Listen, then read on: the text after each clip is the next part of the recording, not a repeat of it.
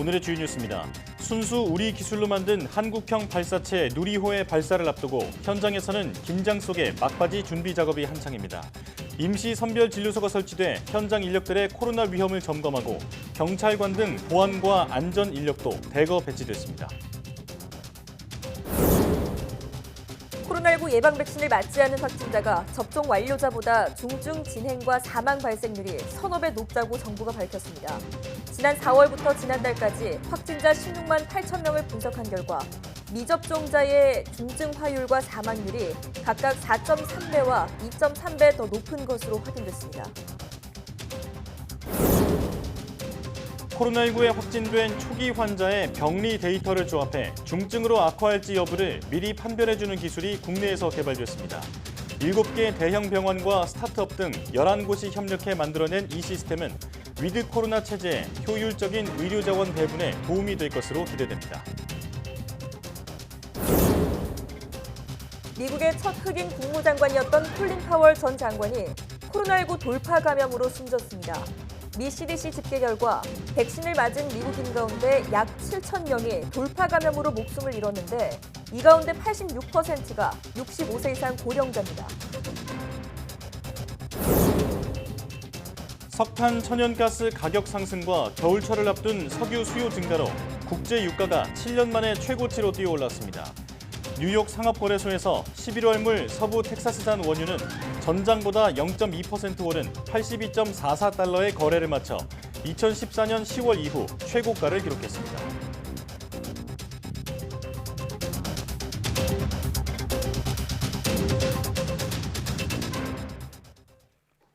여러분 안녕하십니까? 사이언스 투데이 시작합니다. 한국형 발사체 누리호의 발사가 코앞으로 다가왔습니다. 현장에는 긴장과 기대 속에 막바지 준비가 한창인데요. 네, 먼저 이 시각 나로우주센터 분위기는 어떤지 현장의 취재기자 연결해 알아보겠습니다. 이성규 기자. 네, 나로우주센터에 나와 있습니다. 네, 날짜가 임박하면서 그곳에 막바지 준비하는 손길이 바쁠 것 같은데 어떤지 전해주시죠. 우주센터는 발사를 앞두고 최종 점검에 여념이 없습니다. 누리호는 이미 총조립을 마친 상태인데요. 총 길이 47.2m의 누리호는 눕혀진 채로 트랜스포터를 통해 내일 오전 7시부터 발사대로 이송됩니다. 누리호는 미세한 진동에도 기체가 영향을 받을 수 있어 무진동 트랜스포터로 성인의 걸음걸이 정도의 속도로 이동합니다. 네, 발사를 앞두고 연구원들이 특히 중점적으로 고심하는 부분은 어떤 건가요? 막바지 발사 준비에 한창인 연구원들은 특히 엔진 클러스터링 부분에 고심하고 있습니다.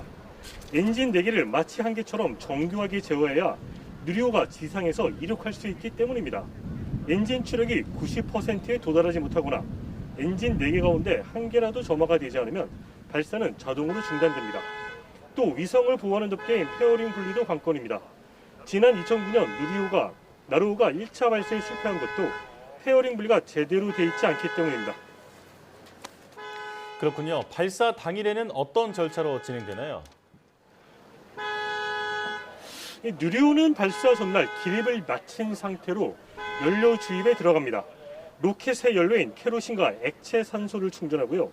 이후 발사체 기립 장치를 철수한 뒤 최종 점검을 통해 발사 여부를 결정합니다. 발사가 정상적으로 진행될 경우 누리호는 고도 700km 상공에 위성을 본떠 만든 위성 모사체를 올립니다. 실제 1.5톤급 위성은 내년 5월 발사 예정입니다. 고흥 나로우주센터에서 YTN 사이언스 이성규입니다. 네, 순수 국산 기술로 개발한 한국형 발사체 누리호가 모든 준비를 마치고 우주로의 비상을 앞두고 있습니다. 네, 이번 발사는 대한민국의 우주 독립 시대를 여는 중요한 변곡점이 될 것으로 보이는데요. 누리호 발사의 의미를 김현우 기자가 짚어드립니다. 1.5톤짜리 모의 위성을 고도 700km에서 궤도에 올려놓으면 누리호 발사는 성공입니다. 그 고도까지 올려놓을 수 있는 발사체, 즉 로켓은 전략 기술로 분류돼 국가 간 기술 이전이 엄격히 제한된 분야입니다. 이 때문에 누리호 발사가 성공한다면 우리나라가 우주 개발에 나선 지 30년 만에 기술 독립을 이룬 날로 평가할 수 있습니다. 날아오는 당시에 러시아와의 기술 협력에 의해서 만들어진 발사체였고요. 이번 누리호는 순수 우리 기술로 독자적인 개발을 이루어냈다라는 게 가장 중요한 차이점인 것 같습니다.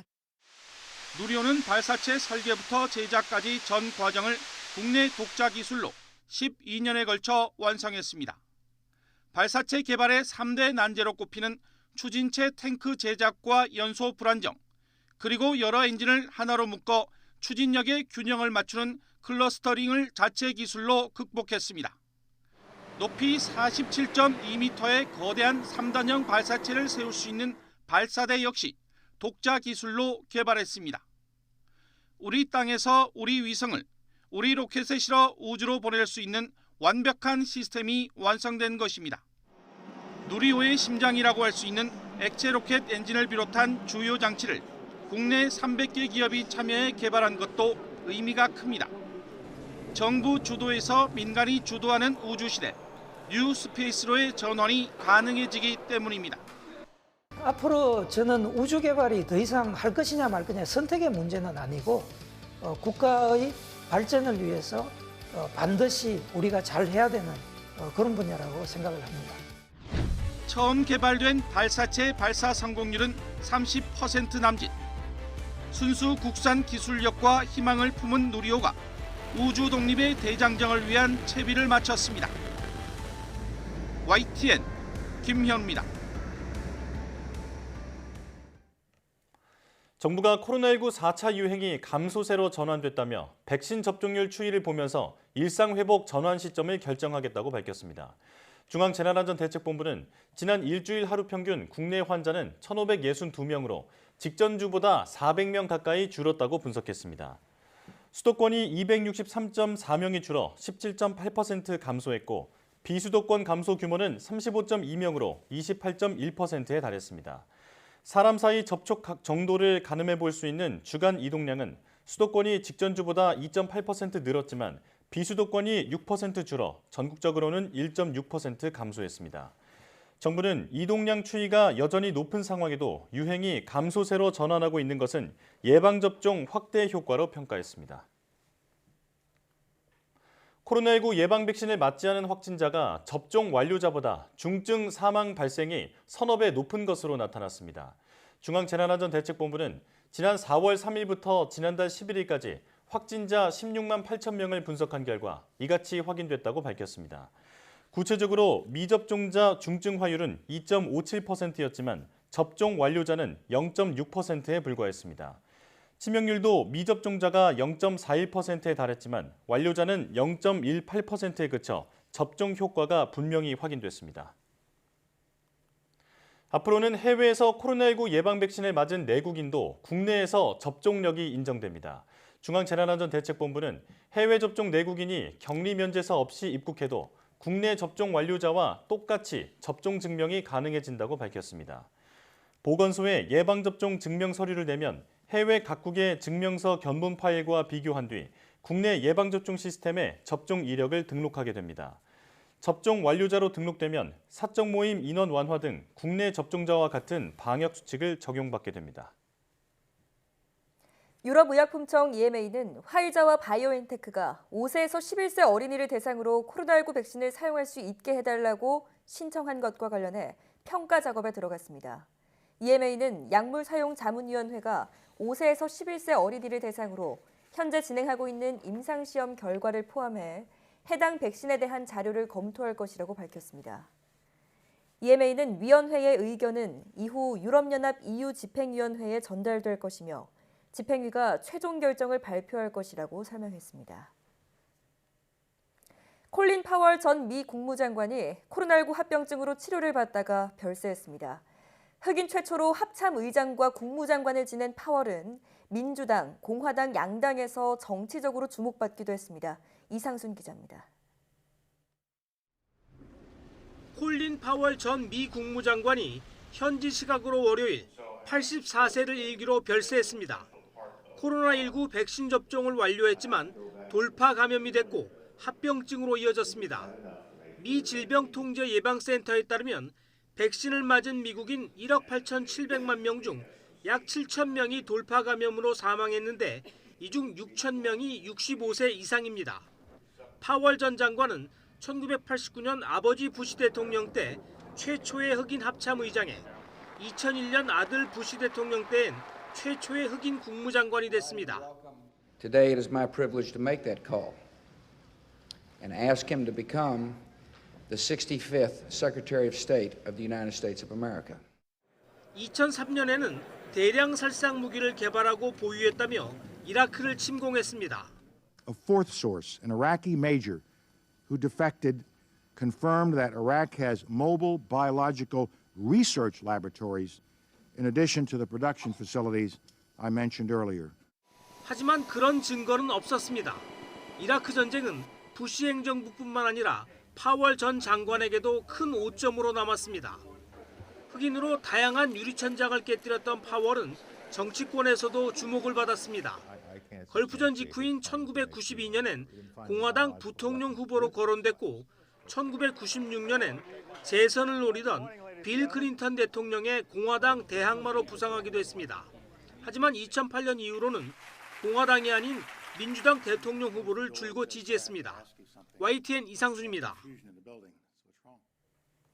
다음 달 단계적 일상 회복, 이른바 위드 코로나로 방역 체계가 전환될 예정인 가운데 전문가들이 주요 쟁점을 점검하는 두 번째 공개 토론회가 오는 22일 열립니다. 중앙재난안전대책본부는 단계적 일상회복 관련 세부 쟁점과 국민 인식을 주제로 하는 2차 공개 토론회를 22일 오후 1시에 개최한다고 밝혔습니다. 이번 공개 토론회에는 정재훈 가천대학교 의과대학 교수와 임승관 경기도의료원 안성병원장, 유명순 서울대학교 보건대학원 교수가 발제자로 나설 예정입니다. 정 교수는 장기 예측과 안전한 일상회복 방안에 대해서, 임 원장은 의료체계 대응 전략, 유 교수는 대국민 인식조사에 대해 각각 발표할 계획입니다. 코로나19 방역 지침 조정에 따라 거리두기 4단계 적용 지역인 수도권에서도 백신 접종 완료자에 한해 스포츠 경기를 직접 관람할 수 있습니다. 실내 스포츠는 경기장 수용 규모의 최대 20%, 실외 경기는 최대 30%의 관중을 경기장에 입장시킬 수 있습니다. 이에 따라 잠실구장에서 열리는 프로야구의 경우 백신 접종을 완료하고 2주가 지난 야구팬은 최대 7,500명이 들어갈 수 있습니다. 무관중으로 시즌을 시작한 프로농구 수도권 팀들도 21일부터 20% 관중을 입장시킬 방침이며 프로배구도 대전과 광주 등 3단계 지역을 시작으로 4단계 수도권 지역에서도 관중 입장을 허용할 예정입니다. 프로축구도 주말부터 백신 패스를 도입합니다. 코로나19 확진 판정을 받은 수험생은 다음 달 4일부터 지정 병원에 입소해 대학 수학 능력 시험을 준비하게 됩니다. 네, 또 수능 일주일 전인 다음 달 11일부터는 집단 감염 예방과 시험장 방역을 위해 전체 고등학교가 원격 수업으로 전환합니다.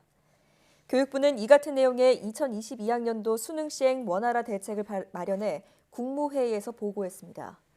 이에 따라 코로나19에 확진된 수험생은 수능 2주 전부터 사전 지정된 병원이나 생활치료센터에 입소하며 격리 대상 수험생들은 자가격리를 하다가 당일 별도 시험장으로 이동해 응시합니다. 교육부는 확진자가 응시할 수 있는 병원과 생활치료센터, 격리자를 위한 별도 시험장 등을 마련해 최대 2,947명이 응시할 수 있게 할 계획입니다.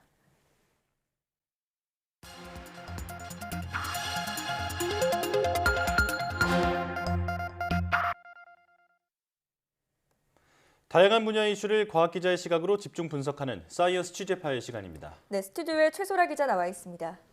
어서 오세요. 안녕하세요. 네, 오늘은 어떤 소식 준비해 오셨나요? 네, 다음 달부터 단계적 일상 회복, 이른바 위드 코로나가 첫 발을 뗍니다.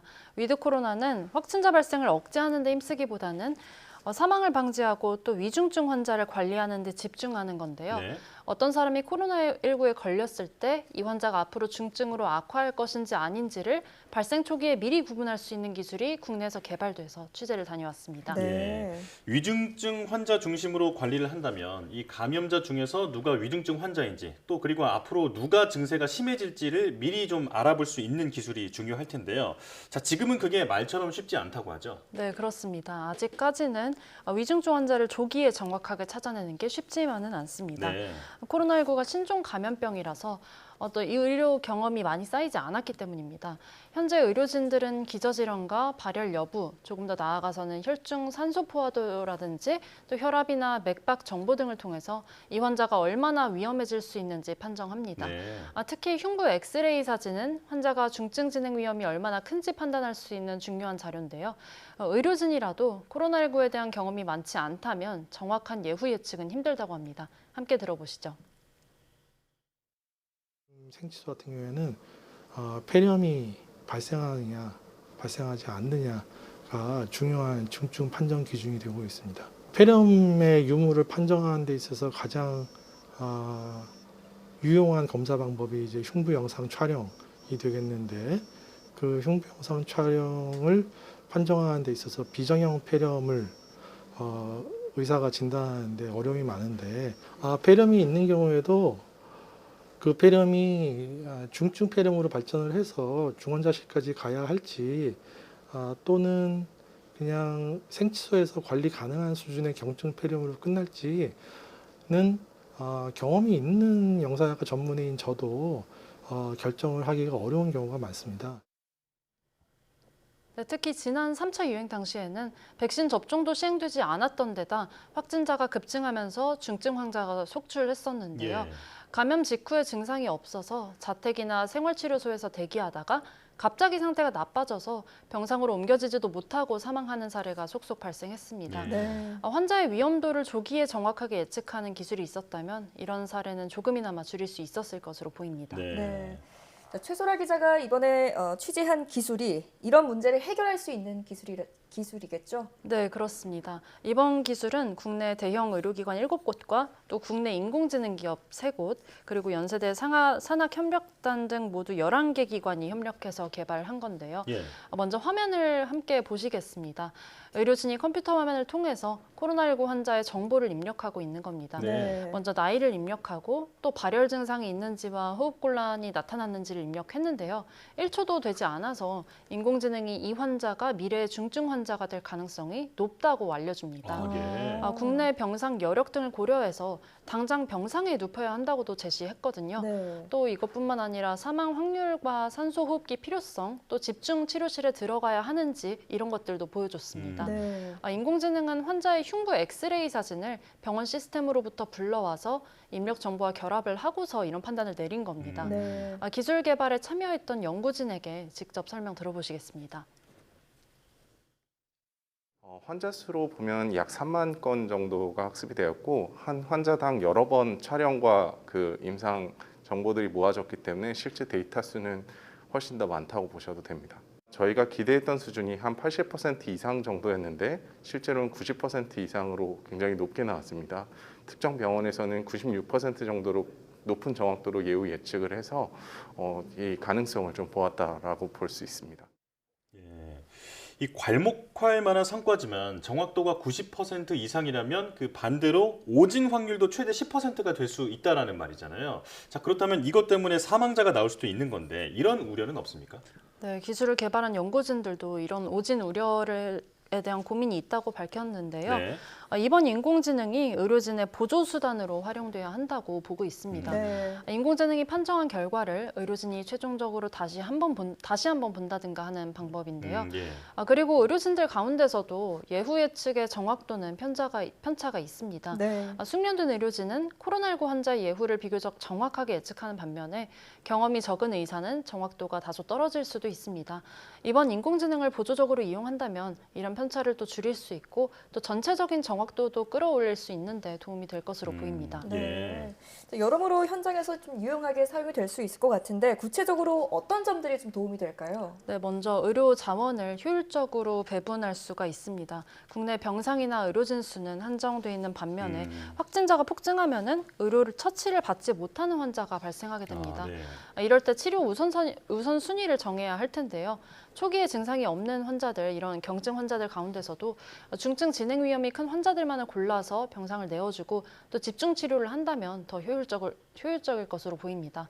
또 뿐만 아니라 숙련된 의료진이 부족한 곳에서는 인공지능의 이런 빠르고 정확한 판단이 빛을 발할 것으로 보이는데요.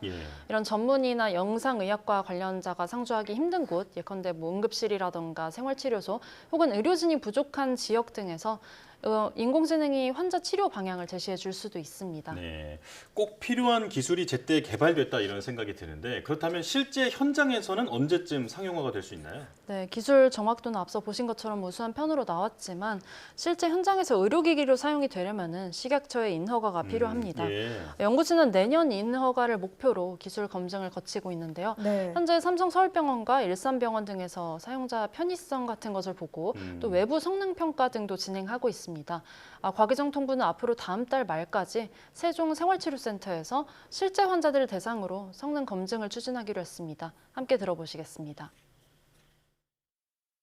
생활치료센터에서 실제로 검증을 위한 과정들을 진행을 11월 말까지 하게 될 거고요. 이후에는 이제 식약처의 인증을 받기 위한 절차가 시작이 될 텐데 이 역시도 임상 실험 등을 거쳐서 한 10개월 정도는 소요될 것으로 예상합니다. 또한 이런 우리의 기술들이 뛰어난 그런 우수성을 보이고 있기 때문에 해외에 교차 검증을 통해서 수출을 있을 것으로 기대가 되고 그것들을 위한 교차 검증은 동남아 국가 등을 생각하고 있고요. 내년에 교차 검증을 시행할 예정입니다. 특히 이번 기술은 코로나19뿐 아니라 호흡기 질환 전반에 같은 원리로 적용될 수 있을 것으로 보이는데요. 기술 보완을 통해서 계절성 독감이나 또 폐렴 등의 예후를 예측하는 데도 응용될 수 있을 것으로 보입니다. 네. 안전한 단계적 일상 회복이 이루어지는데 이번 기술이 좀 많은 도움이 됐으면 좋겠네요. 오늘 말씀 잘 들었습니다. 감사합니다.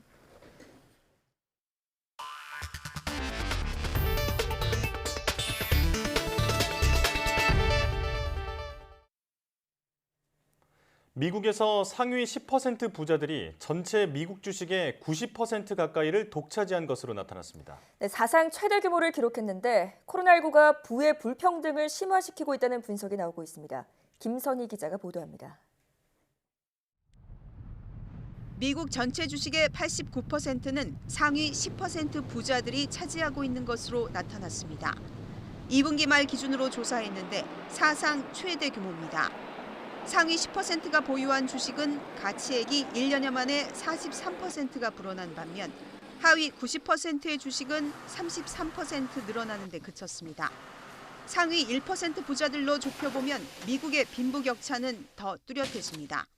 상위 1%의 총 자산은 미국 전체 자산의 32%를 차지해 역대 최고 기록을 세웠습니다.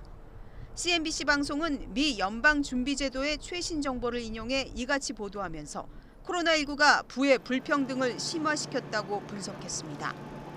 조 바이든 미국 대통령도 코로나19 사태로 자산 불평등이 심화됐다며 이른바 부자 증세를 추진하고 있습니다. Big corporations and super wealthy have to start paying their fair share of taxes. It's long overdue. I'm not out to punish anyone. I'm a capitalist. 미국 포브스지도 올해 미국의 400대 부자를 발표하면서 이들의 총 자산이 1년 전보다 40% 증가했다고 발표했습니다. 하지만 오히려 기부는 줄어들어 자산이 늘어난 만큼 부자들의 관대함은 늘지 않았다고 꼬집었습니다. YTN 김선희입니다. 기름값이 7년 만에 최고 수준으로 올랐습니다. 현지 시각 18일 뉴욕 상업거래소에서 11월 물 서부 텍사스산 원유 가격은 전장보다 0.2% 오른 82.44달러의 거래가 마감됐습니다. 2014년 10월 21일 이후 7년 만에 최고치를 기록한 것입니다. 유가는 장중 한때 83.87달러까지 올랐다가 이후 점차 떨어졌습니다. 12월물 브렌트유도 장중 한때 86.04달러대까지 올랐다가 이후 하락했습니다. 석탄이나 천연가스 등의 가격 상승이 유가 급등세로 이어진 가운데 겨울을 앞두고 난방 수요 증가가 예상되면서 유가 상승에 힘을 실었습니다. 세계적인 에너지 대란의 여파로 올해 미국의 석탄 화력 발전량이 지난해보다 22% 늘어나 7년 만에 증가세로 돌아설 것이라고 미국 에너지 정보청이 밝혔습니다. 기후변화 대응을 위해 세계 각국이 화석연료 생산을 줄인 가운데 코로나19 이후 경기 회복으로 에너지 수요가 늘어 천연가스 가격이 급등하자 석탄 화력 발전이 다시 늘게 된 것으로 풀이됩니다. 석탄은 대표적인 탄소 배출 연료로 각국 정부가 탈석탄 정책을 펴고 있지만 최근 국제 에너지 가격이 폭등하자 세계 최대 석탄 발전국인 중국이 석탄 발전을 크게 늘릴 것이라는 전망이 나온 바 있습니다. 인텔의 최고 경영자가 한국과 대만의 반도체 생산 의존은 위험하다며 미국 내 반도체 생산을 위한 정부 보조금이 필요하다고 주장했습니다. 인텔의 CEO 팻 겔싱어는 미국의 생산비가 아시아보다 30-40% 비싸서는 안 된다며 미국에 더 크고 빠른 반도체 공장을 세울 수 있도록 도와달라며 정부 보조금 지급을 호소했습니다. 겔싱어는 상원은 통과하고 하원에 대기 중인 61조 원 규모의 반도체 제조 지원법뿐 아니라 제2, 제3의 반도체 지원법도 필요하다고 강조했습니다. 퀄컴이나 엔비디아 등 미국 반도체 설계 회사들은 자신들의 제품을 주로 삼성전자나 대만의 TSMC에 위탁 생산해 미국의 세계 반도체 생산 점유율이 수년 사이 3분의 1에서 12%로 떨어진 상태입니다.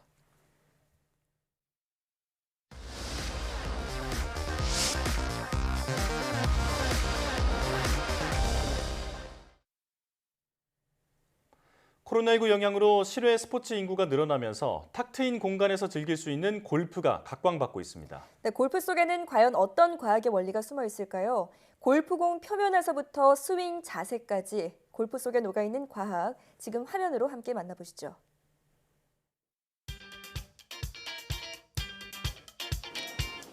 최근 골프의 인기가 거셉니다. 지난해 국내 골프 인구는 약 515만 명으로 10명 중 1명이 골프를 친다고 하는데요. 이렇게 국민 스포츠로 떠오르면서 골프를 즐기는 연령대도 다양해졌다고 합니다. 골프 같은 경우에는 연습장에 나와서 스스로 연습을 할 수도 있고 필드에서도 최소한의 사람들만 구성이 되면 즐길 수 있는 스포츠이기 때문이라고 생각합니다. 그럼 골프는 어떻게 시작하면 좋을까요? 지금부터 골프의 모든 것, 여기에 숨은 과학 원리까지 알아보겠습니다. 경기도 의정부시에 있는 한 골프 아카데미를 찾았습니다. 전문 강사진의 체계적인 수업을 받을 수 있는 곳으로 오늘 수업은 얼굴은 앳돼 보이지만 이래봬도 구력 16년 차 주니어 골프 선수 출신 프로에게 배워보겠습니다. 안녕하세요.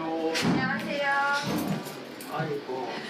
오늘 항상 하시는 드라이버 레슨 오늘 또 해볼게요. 잘 부탁드리겠습니다. 네.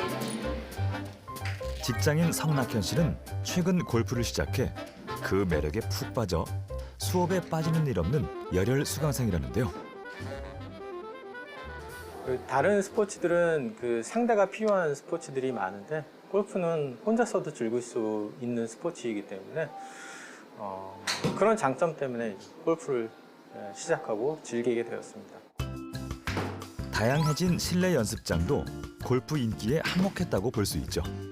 그런데 종류도 가격도 다양한 골프 장비, 어떻게 준비하면 좋을까요? 14개 채가 준비가 되어 있어야 돼요. 그래야지 야외에서 치실 수 있는데 근데 아주 초보자분들은 그게 아직 준비되시기에는 조금 부담이 크시기 때문에 처음에 실내 연습장, 실외 연습장에서 7번 아이언을 대여해주기 때문에 가장 기본적인 7번 아이언은 센터 거 쓰시면 되고 이제 내가 준비할 건 장갑하고 골프화만 준비하시면 되세요. 일단 기본 자세로 어깨 넓이만큼 다리를 벌려주시고요. 그리고 앞에 숙이는데 안녕하세요 하듯이 허리만 살짝 숙여주실게요. 그립은 꽉 잡는 것도 아니고 가볍게 잡는 것도 아니고 견고하게 잡는다라고 해요. 그러면 공간이 여기 주먹 1개 반 정도 나오죠? 네. 딱 이게 내가 어드레스, 셋업 자세를 완성시킬 수 있어요. 그립 잡는 법도 다양합니다. 어떻게 다른 걸까요? 3가지 중에 첫 번째가 오버래핑이라고 기본적으로 남성분들이 많이 쓰시는 그립이에요. 그리고 두 번째, 인터로킹이라 해서 손목에 힘이 없으신 여자분들이 좀 많이 쓰시는 그립이고요. 마지막 세 번째, 스트롱 그립이라 해서 이제 장타 선수들 비거리 한 번에 끝이야 라고 하시는 분들이 쓰시는 그립이 스트롱 그립. 그래서 총 3가지의 그립이 있어요. 기본 자세를 익혔으니 골프에서 가장 중요한 스윙 자세도 배워봐야겠죠. 그 전에 이 골프공에 굿샷을 위한 과학 원리가 숨겨져 있다는 사실 알고 계셨나요? 골프공에 패여 있는 홈을 딤플이라고 하는데 골프공이 다른 스포츠공과 구분되는 가장 큰 차이점인데요. 골프공의 딤플을 만드는 이유는 딤플이 공기 저항을 줄여 멀리 날아가도록 돕기 때문입니다. 딤플이 있는 공과 없는 공을 골프채로 쳤을 때 공의 움직임을 비교해 보면 딤플이 없는 공은 직선으로만 에너지가 전달되지만 딤플이 있는 공은 역회전이 걸려 공의 아래쪽 공기는 느려지고 위쪽 공기 속도는 빨라져서 볼을 떠오르게 하는 양력을 만들어냅니다. 그로 인해서 골프공의 방향과 비거리를 향상시킬 수 있게 됩니다. 이 딤플이 공기 저항을 줄이는 큰 역할을 했네요. 그럼 굿샷을 위한 기본 스윙 자세 어떻게 될까요? 일단 총 4가지가 있는데요. 일단은 페이드, 그다음 슬라이스, 그리고 왼쪽으로 훅, 드로우 이렇게 4가지가 있어요. 드로우하고 훅을 치고 싶다고 하시면 궤도가 인아웃으로 들어가셔야 되고요. 이제 내가 슬라이스, 페이드를 치고 싶다고 하신다면 아웃인으로 치셔야 됩니다. 근데 내가 가장 이상적으로 내가 똑바로를 날리고 싶다고 하신다면 인투인으로 치셔야지 가장 이상적인 똑바로를 보낼 수 있습니다. 근데 여기에서 내가 비거리를 더 내고 싶다 하시는 분들은 내가 어깨, 회전량으로 더 신경을 쓰셔서 그 회전량으로 비거리 증진을 신경 쓰셔야 되세요. 아웃으로 갔다가 인으로. 골프 스윙 시 발생하는 원심력과 구심력 조절 또한 중요한데요. 어떤 과학 원리가 숨겨져 있을까요? 골프에 있어 원심력과 구심력 조절은 매우 중요합니다. 원심력은 원 운동을 하는 물체가 중심 밖으로 탈출하려는 힘이고요. 구심력은 원 운동을 할 수 있도록 중심 방향으로 당기는 힘을 말합니다. 프로들이 가볍게 치는 것처럼 보이지만 일반인보다 공이 멀리 나가는 이유도 이 원심력과 구심력을 적절히 이용하기 때문인데요. 2가지 힘을 적절하게 조절해야 공을 똑바로 멀리 칠 수 있습니다. 구심력과 원심력을 활용하기 위해서는 먼저 구심력을 먼저 알아야 하는데 구심점은 쉽게 말해 머리축이라고 할 수 있습니다. 예를 들어서 이제 그 프로님들이 머리축을 잘 잡아야지 공을 정확하게 원심력에 의해서 좀 비거리를 향상시킬 수 있다라고 보통 이야기를 하는데요. 그래서 그 머리축을 잘 잡아야지 구심력과 원심력이 커져서 비거리를 향상시킬 수 있습니다. 여기에 스윙 기술만큼이나 이 힘을 잘 사용해야 한다고 합니다. 일단은 가장 중요한 거는 지면 발력을 이용해야 되는 건데요. 그 지면 발력을 들으시면 생소하실 거예요. 근데 쉽게 풀이하자면 체중 이동을 말하는 게 지면 발력입니다. 이 상태에서 얘가 평행이 되어야 되고요. 손목은 항상 그 자리에 있어야 되고 이제 하체를 밀어주면서 도시는 거예요. 밀어주면서 그런 식으로. 여기에서 힘을 딱 풀어주는 이쪽 단계가 임팩트. 그 다음에 팔로스루. 이렇게 가지고 마지막 마무리 단계는 피니쉬.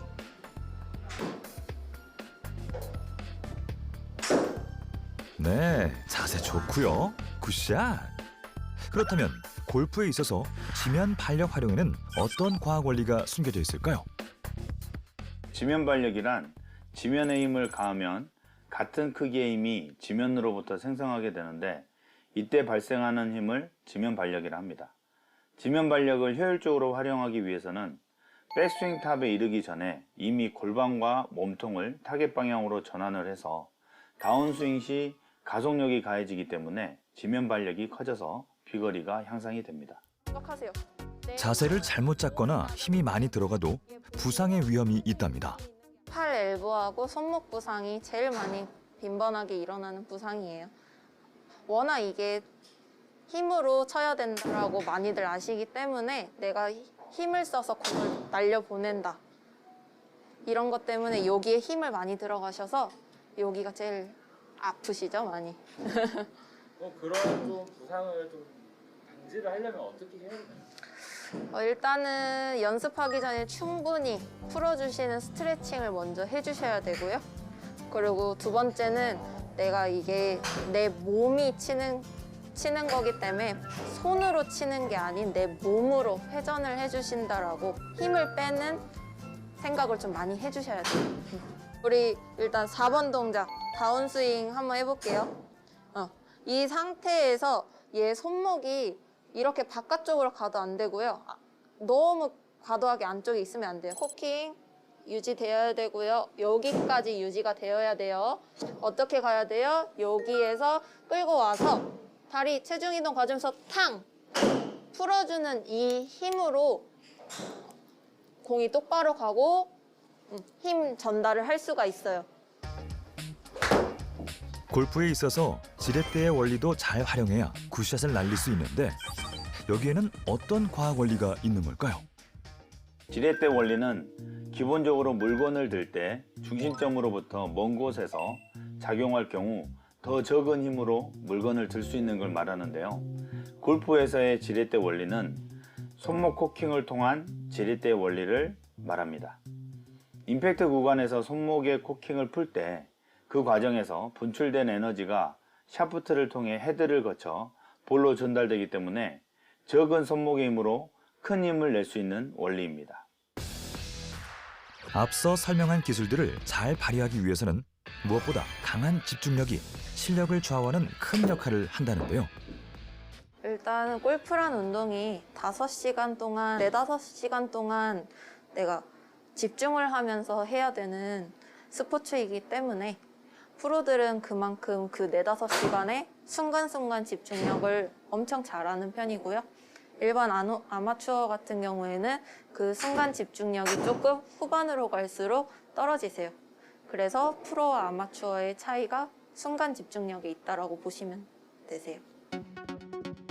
강한 집중력과 함께 오로지 나만의 시간을 보낼 수 있는 스포츠 골프. 스윙이 계속 발전해가는 모습을 보면서 성취감도 느끼고 또 어느 정도 실력이 이제 길러졌을 때 그걸 필드에 나와서 직접적으로 시험해 볼 때 그리고 필드 자체가 주는 만족감도 있는 것 같아요. 그래서 도심 속에서 항상 스트레스 받고 살다가 넓은 필드에서 초록색을 바라볼 때 스트레스도 좀 풀리는 느낌이고. 이 정도가 맞는 거예요. 주니어 골프 선수 시절부터 삶의 대부분을 골프와 함께한 그녀에게 골프란 어떤 의미일까요? 저에게 골프는 애증의 관계예요. 좋다가도 싫고 싫다가도 좋은 그런 관계입니다.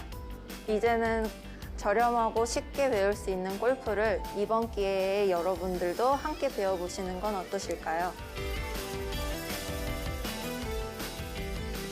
지금까지 골프에서 가장 기본이 되는 장비 선택부터 자세까지 그리고 그 속에 숨은 과학 원리도 알아봤는데요. 어떠셨나요? 이제 골프와 조금 가까워진 것 같나요? 올가을은 요즘 대세 운동 골프에 도전해보는 건 어떨까요?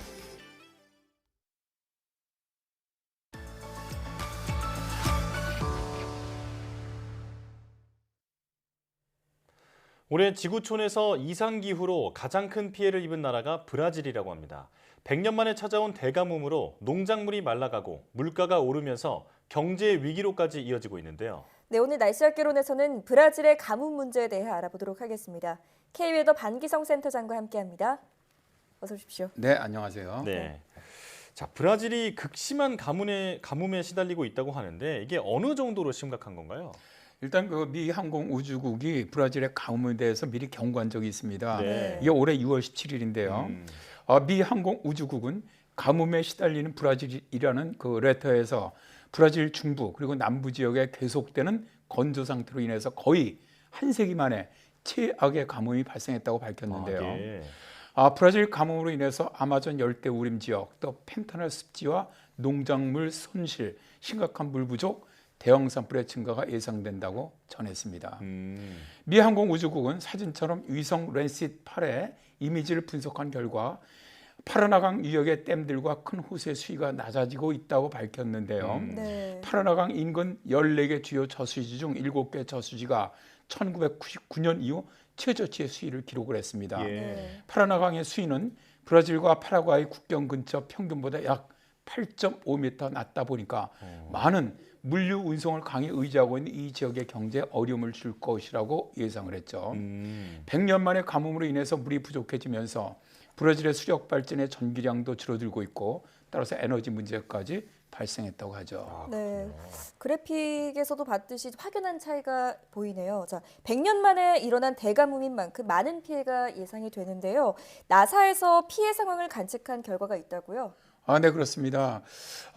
이제 지금 현재 보이는 이 사진은 미 항공우주국이 만든 것으로 물이 부족해서 초목이 스트레스를 받는 지역을 보여주고 있는데요. 증발 응력 지수라고 하는데 이거는 노아 위성의 지상 표면 온도 관측, 그다음에 나사의 아쿠아 및 테라 위성의 중간 해상도 영상 분광 광사선계의 인면적 관측을 통합해서 만들어냅니다. 증발 응력 지수 관측은 증발, 즉 육지 표면과 식물의 잎에서 증발하는 물의 양을 측정하는 척도인데요. 미 항공우주국은 지표면 온도 변화의 기초에서 5월 7일부터 6월 4일까지의 증발 속도를 정상 조건과 비교해서 만들었습니다. 앞에서 그 사진에서 갈색으로 표시된 부분은 부족한 습기로 인해 스트레스를 받는 지역을 나타내고 있는데요.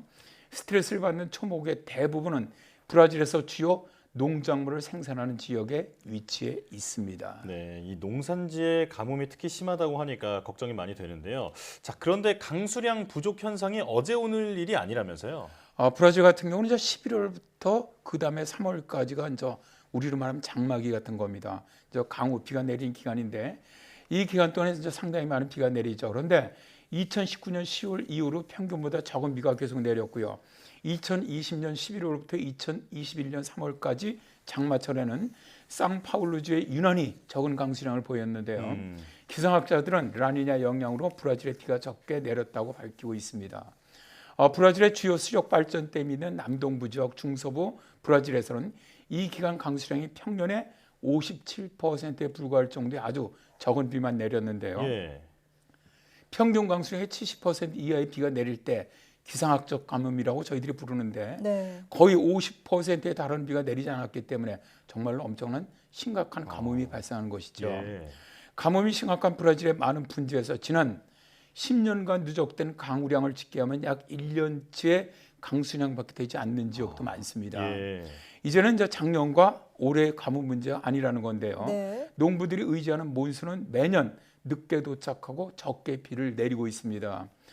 유엔 정부간 기후변화위원회는 이러한 추세가 앞으로 더 악화될 것이며 브라질 중부부터 아마존까지 이어지는 가뭄 기간이 더욱 길어질 것으로 예측하고 있습니다.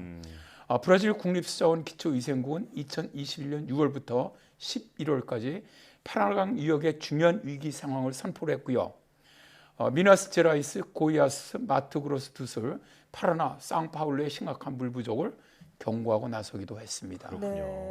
자, 강수량이 줄어든다면 아무래도 가장 걱정되는 것 중에 하나가 바로 농작물 피해일 텐데요. 이 농업 지역의 상황은 어떤가요? 일단 블룸버그 그린이라는 곳에서 올해 9월 28일이었죠. 브라질의 농작물들이 100년 만에 최악의 가뭄으로 그을리고 얼고 말라서 세계 상품 시장을 곤두세우고 있다라는 보고서를 발표를 했는데요. 브라질은 세계적인 농업 생산국입니다.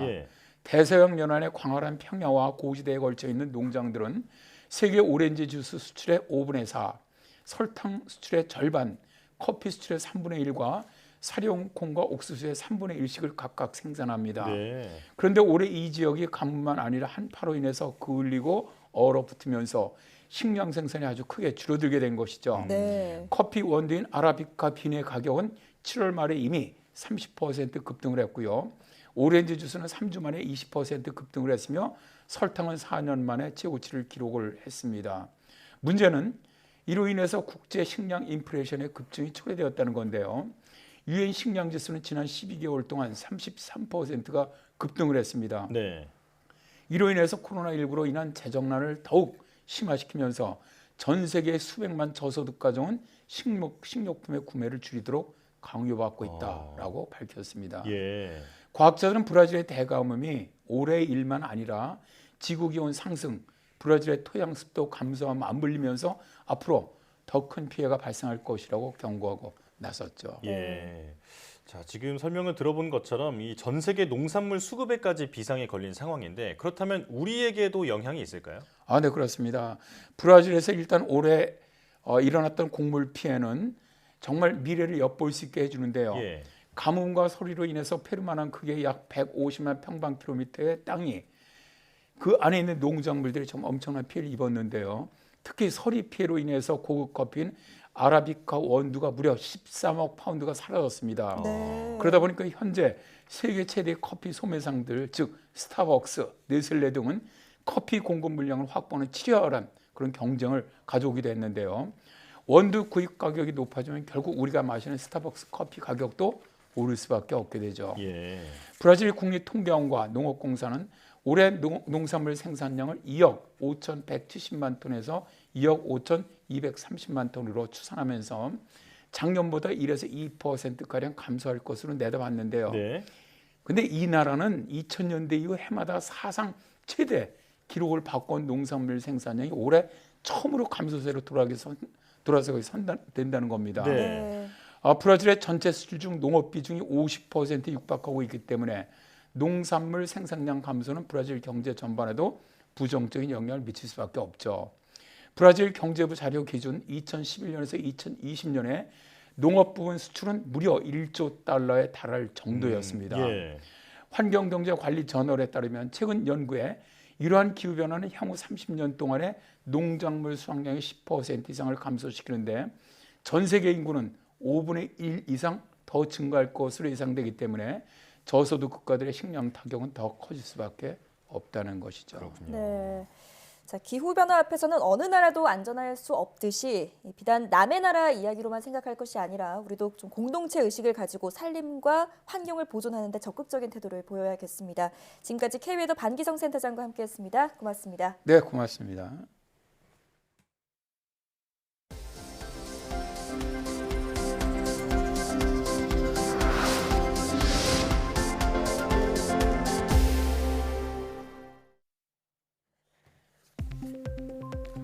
그동안 이론적으로만 존재 가능성이 확인됐던 성호르몬 전환 반응의 중간 물질이 실험을 통해 최초로 확인됐습니다. 유니스트 화학과 조재흥 교수 연구팀은 남성 호르몬이 여성 호르몬으로 바뀌는 화학 반응에서 잠깐 나타났다 사라지는 퍼옥시헤미 아세탈 복합체를 분리하는 데 성공했다고 밝혔습니다. 또 연구 과정에서 해당 복합체가 기존에 제안된 이론과 다른 방식으로 생성된다는 사실을 밝혀냈다고 말했습니다. 연구팀은 이번 연구가 호르몬 전환을 조절하는 연구에 도움될 수 있다고 설명했습니다.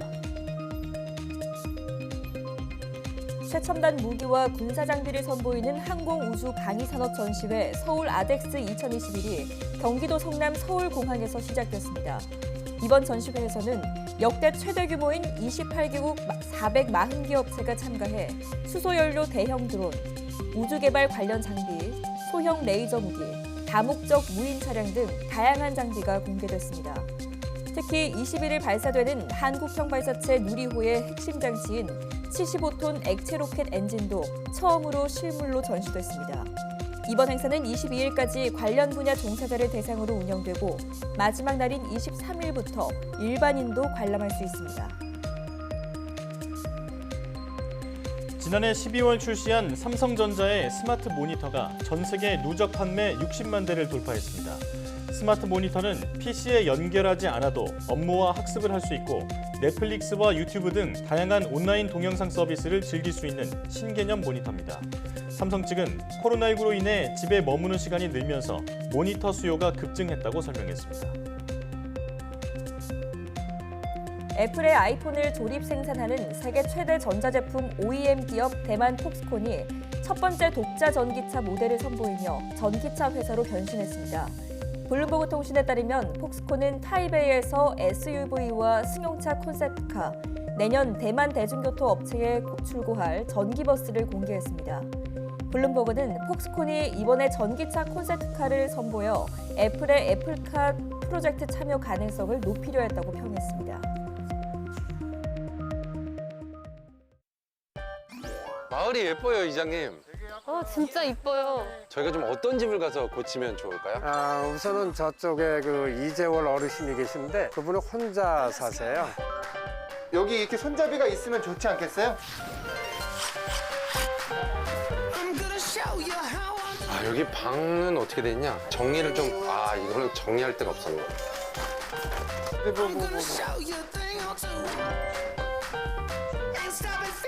그리고 저쪽에 그 안재구라는 분이 계신데 집이 많이 낡았어요. 뒤에 연탄방에 비닐을 쳐줬는데 그게 퍼스를 해요.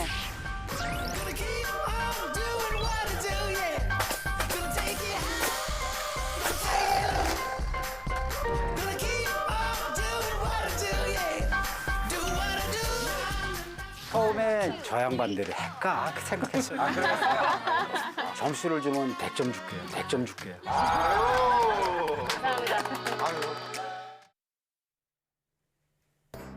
거동이 불편한 할머니를 위해 안전 손잡이 설치부터 집안 정리까지 꼼꼼히 챙겨드리는 모습이 정말 보기 좋네요. 네, 고쳐듀오 덕분에 앞으로는 조금 더 편안하게 지내실 수 있을 것 같습니다. 도움이 필요한 분들은 언제든지 YTN사이언스 홈페이지에 사연 남겨주시기 바랍니다. 어려운 시기 YTN 사이언스는 국민과 함께하겠습니다. 시청해주신 여러분 고맙습니다.